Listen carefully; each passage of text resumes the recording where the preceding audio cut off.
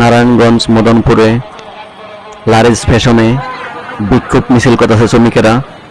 তাদের 2 মাসের বেতন এবং হাজিরা বোনাস, ঈদ বোনাস কোনোটিই দেয় নেই। সেই কারণে তারা বিক্ষোভ মিছিল করতেছে এবং রাস্তা বন্ধ করে এভাবেই তারা ছোটাছুটি করতেছে। আর করবেই না বা কেন? তারা তো চাকরি করে টাকার জন্য, টাকা যদি না পায় তাহলে তো তারা আন্দোলন করবেই।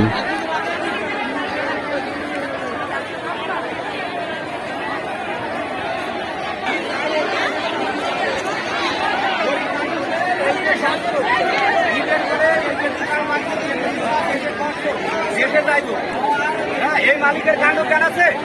এরকম চাকরি গরিব মানুষে হাজার হাজার পাইব, কিন্তু গরিব মানুষ খাইব কি? সবাই দেশে যাইব, খাইবটা কি? দোকান বাকি করে চাকরি করে মানুষ 1 মাস 10 দিন 12 দিন ডিউটি করে যদি না ভাই, গরিব মানুষ কি যাইব?